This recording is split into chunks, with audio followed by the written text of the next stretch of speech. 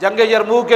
حضرت ابو سفیان ویکھ کے کیسی جدوں لرزہ ہر طرف لرزہ تاری 3.5 لاکھ فوج سی رومیاں دی، صحابہ دی تعداد صرف 35,000 سی، تے جدوں ویکھیا نا ہر صحابی نے خطبہ دیتا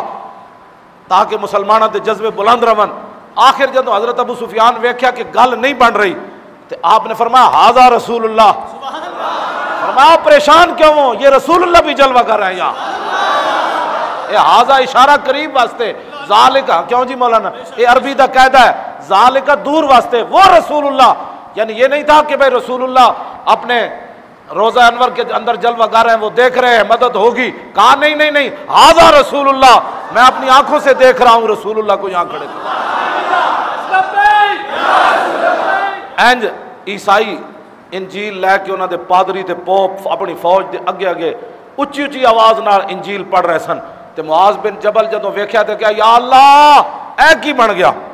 یعنی وہ اپنی کتاب پڑھ کے وہ باہر رہے سن۔ پھر معاذ بن جبل بھی قرآن پڑھیا، پھر ابی بن کعب بھی قرآن پڑھیا، سب تو بڑے قاری جنہاں رسول اللہ نو قرآن حضور نے انہاں نو قرآن سنایا سی، تے اللہ نے نہ لیا سی ابی بن کعب نو قرآن سناؤ، تے ابی بن کعب رو پے سن یا اللہ سمانی، یا اللہ یا رسول اللہ اللہ میرا نہ لیا، تے حضور نے فرمایا اللہ نے نہ لیا ابی بن کعب نو قرآن سناؤ۔ ابی بن کعب بھی اتنے اچھا قرآن پڑھیا، وہ انجیل پڑھ رہے سن انہوں نے پادری تے پوپ، تسی جدوں سانو ہتھکڑیاں لائیاں ذلیلو قرآن مڑ کے بارڈر تے اسی پڑھنا، تو انو تو کلو واللہ نہیں آندی، اسی اتنے پڑھنا ہے یا ایھا النبی جاہد الکفار، مسلمان اچھا جی کیوں جناب، وَاعْلَمُوا أَنَّمَا غَنِمْتُم مِّن شَيْءٍ الرحمن علم القرآن، تے ساڑی فوج نچن لگ پینا ہے، یہی سازش ہوئی بھی مولویوں نو ہتھکڑیاں لا دو تو قرآن پڑھے گا کوئی نہیں، فوج لڑے گی کیویں،